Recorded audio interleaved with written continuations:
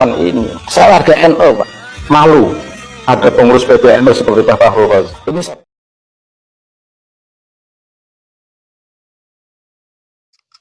Assalamualaikum warahmatullahi wabarakatuh.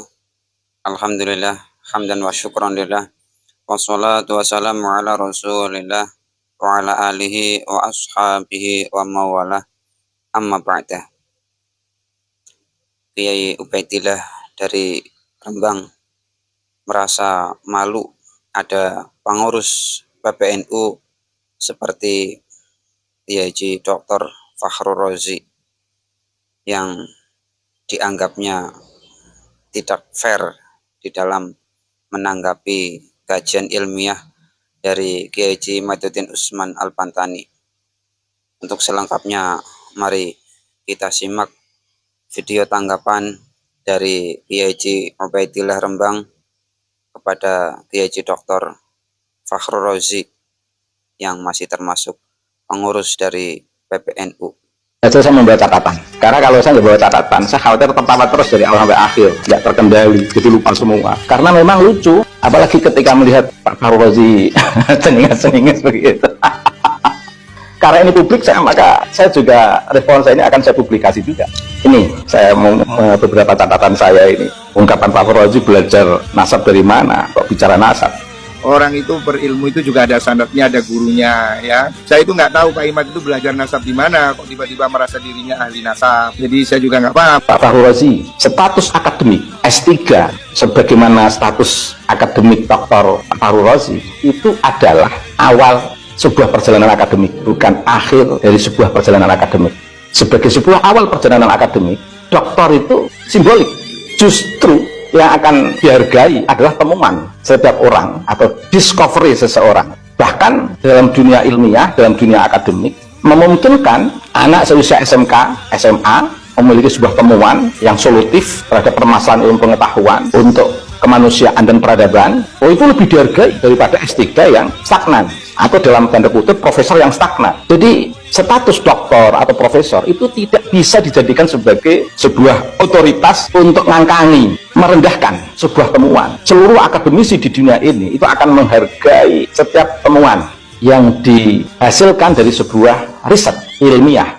Harusnya Pak Fahru Razi atau nasabah siapapun lah, pakar nasab siapapun, itu justru mengapresiasi dengan Kiai Maiduddin Usman tanpa ada spesialisasi jurusan nasab, tapi punya temuan riset terkait dengan nasab. Lagi pula saya ingin bertanya pada Pak Fahru Razi, di perguruan tinggi mana yang ada jurusan tentang nasab di dunia ini? Nasab itu ditemukan di beberapa fakultas, dan memang persoalan nasab itu persoalan yang sepele, makanya nggak perlu dipermasalahkan kalau tidak ada masalah. Persoalannya ini kan ada latar belakang masalah yang melatar belakangi kenapa Kiai Imad harus melakukan penelitian. Pak Fahru Razi tidak fair. Tadi menyampaikan kecewa terhadap akses riset Kiai Imad, dan di situ menghakimi Kiai Imad seolah-olah dalam posisi yang bersalah, bukan menyampaikan ide ilmiah untuk berdiskusi dengan Kiai Imad sebagai antitesa yang baik untuk menghasilkan sebuah sintesa, tapi menghakimi Kiai Imad. Udah setahun saya selalu melihat berseliweran di medsos, khususnya di WhatsApp. Banyak sekali setiap hari sampah caci maki, kebencian, dan statement-statement yang menurut saya sudah menjurus ke arah rasisme, kebencian kepada satu kelompok tertentu. Ada yang tidak fair dari Pak Fahru Razi. Apa? Mengapa Pak Fahru Razi tidak kecewa terhadap ekses arogansi kenasaban habaib yang berdampak kepada masyarakat yang notabene adalah warga NU, dan bahkan memuji-muji habaib dengan memunculkan telah dialog dengan para ilmuwan di dunia, bahkan keliling dunia. Saya mempunyai banyak kolega di seluruh dunia. Saya kebetulan mengikuti beberapa forum internasional. Itu beberapa kali saya tanya kepada orang-orang teman kita, kolega saya misalnya dari Mesir, dari Maroko, dari Bahrain, dari Irak. Nggak ada orang yang ribet nasab Bani Awal ini, nggak ada. Dalam dialog itu apa artinya memamerkan keliling ke luar negeri, ketemu orang-orang tokoh-tokoh luar negeri? Dalam dialog itu yang harus ditampakkan adalah pikiran Pak Fahru Razi. Saya kira Pak Fahru Razi tahu data Pak Fahru Razi. Kalau ingin membela Habib silahkan. Kiai Imad juga sudah siap. Mengapa saya harus merespon ini? Saya warga NU Pak, malu ada pengurus PBNU seperti Pak Fahru Razi. Ini saya beranikan ini. Mengapa? Menghakimi warga kalaupun tidak diperbolehkan untuk menisbatkan sebagai pengurus NU, tapi paling tidak Kiai Imad adalah warga NU.